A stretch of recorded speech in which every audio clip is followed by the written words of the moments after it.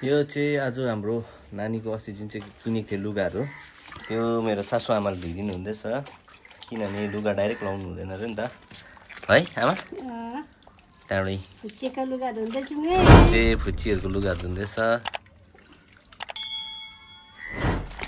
नयाँ लुगा फुच्चीको गङ्गी हातको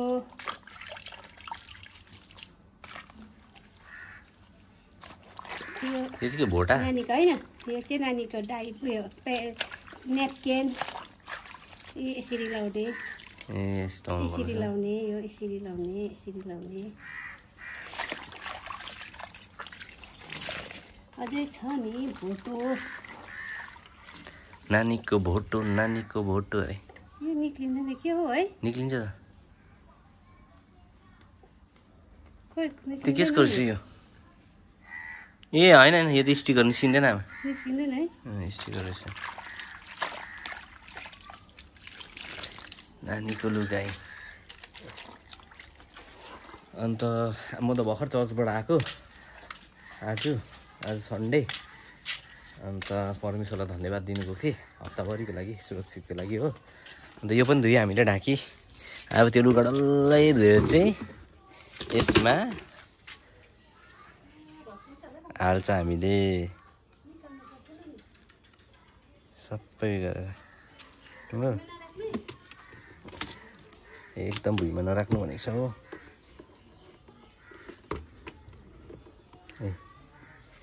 यसमा हो अन्त यहाँनिर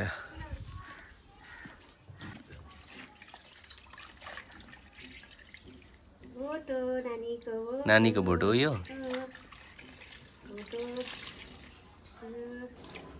नानीको मोजा हो कि हातमा लाउने हो यो हातमा लाउने होला है नानीको सुरुवाल नानीको रेडी हुँदैछ सबै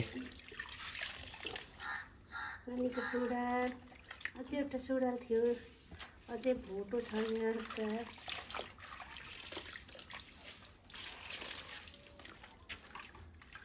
भोटो त पुरा छ नि नानीको भोटो गरममा चाहिँ पुरा काम लाग्ने भयो आमा चाहिँ यहाँ छ अझै छ नि नानीको सुरुवाल पुच्के सुरुवाल पुच्के हो कि पुच्की है पुच्के हो कि पुच्की हो आमा चाहिँ यहाँ छ नानीको अहिले चाहिँ ऊ भित्रै छ अहिले चाहिँ भित्रै छ अब आउनेवालालाई वेलकम गर्नुको लागि चाहिँ हामीले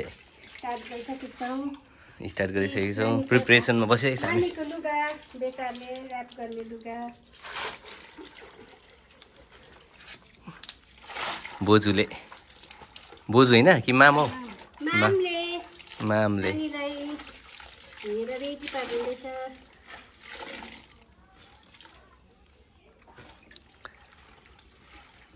नानीलाई चाहिँ हाम्रो आमालाई चाहिँ अजी पर्छ मेरो सासु आमालाई चाहिँ माम पर्छ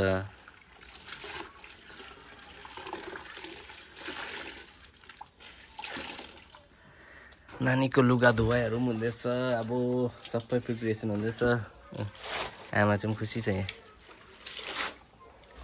बेसी छैन है पखाल्दा पनि यत्रो फिस निस्केछ पुरा हाल्ने ऱ्याप गर्ने नै हो बेबीको ऱ्याप गर्ने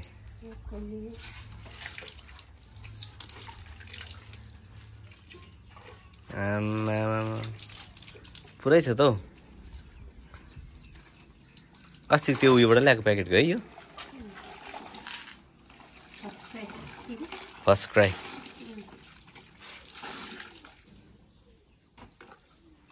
डेटोल पनि हालेको होइन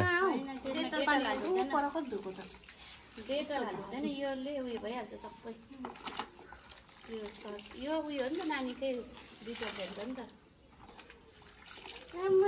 टोपी हेरिदिनुहोस् न कति सानो टोपी रहेछ फुल भएको ब्लू पनि छ देखेन होइन यहाँ फुल लेख्नु होइन नानीहरू त हुन्छ नानीहरूमा सबै चल्छ छोरीको लागि पनि छ छोराको लागि पनि छ दुईटै मिक्स छ पनि जो आयौँ है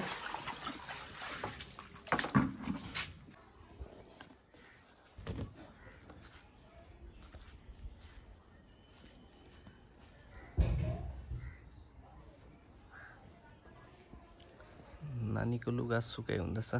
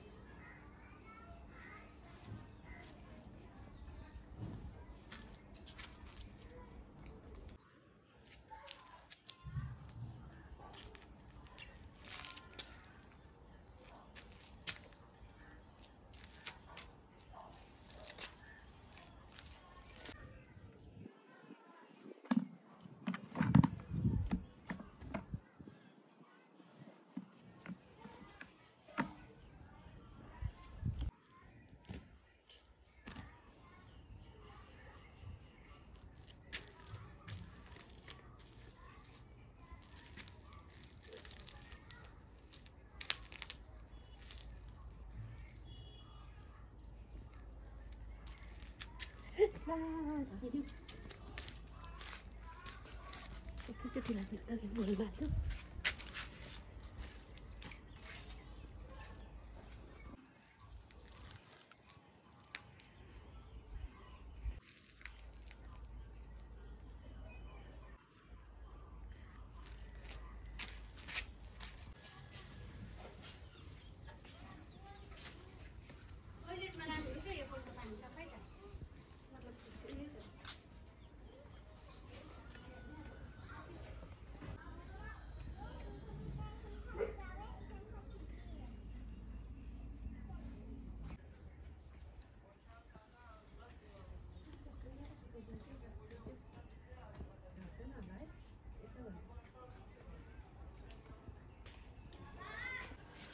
लु अब यहाँ लुगा पनि अस्ति पो अरे हिजो सुकाएको। हिजो धुको लुगा पनि अब चाहिँ तपाईहरुलाई देखाउँदैछु। नानीको लुगा हिजो धुको, किनभने म त दिनमा हुँदिनँ, म त दिनमा ड्युटी जानुपर्छ हो। त्यो भएर चाहिँ तपाईहरुलाई देखाउँ भनेको। मेरो सासु आमाले कसरी पटाएर राखिदिनु भएको छ मेरो पुच्चीको लुगा, तपाईहरुलाई देखाउँ भनेको। डल्लै निकाल्नु मनु? डल्लै किन निकाल्नु? पट्टाएर हालिसकेको यसरी पटाइदिनु भएको रहेछ पुच्चीको लुगा। यहाँले सबै पट्टाएर राखिदिनु भएको रहेछ मजाले हो। पट्टाइदिनु भएको रहेछ। यहाँ मजाले मिटन्सहरू यहाँ हेर चाहिँ। अब चाहिँ नानीको यस्तो उयोहरूको थाहा थिएन नामहरू हो। अब मिटन्सहरू यस्तो के अब चाहिँ थाहा हुँदै जानेछ। यस्तो हो यसो पट्टाइकिन राखिदिनु भएको रहेछ त्यो नानी चाहिँ।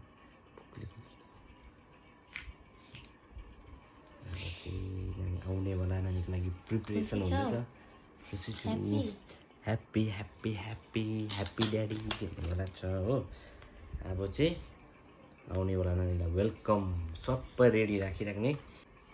अब यो इमर्जेन्सीमा अब सबै रेडी गरिरहेको छ हामीले हो। आज भोलि पनि हुनसक्छ, आज भन्नु हुनसक्छ, सक्दैन भोलि पनि हुनसक्छ हो।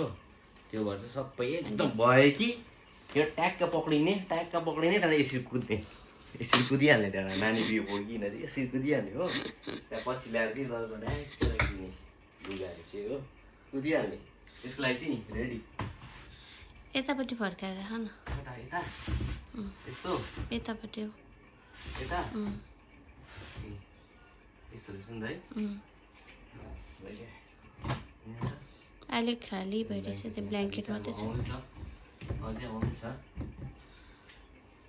ल गाइस आजको लागि यति। तपाईहरुलाई देखाउँदै गर्छु हाम्रो नानीको अपडेटहरू है। नानीको लुगाहरू पनि धुयो। आउनेवाला नयाँ हाम्रो हामी 2 जना थिए, अब हामी 3 जना हुँदैछ है। 3 जना पनि भइसक्यो, अब आउनु खालि बाँकी छ हातमा हो। अब नानीको लागि प्रिपरेसन हुँदैछ हाम्रो। प्रिपरेसन पनि भइसक्यो हाम्रो है।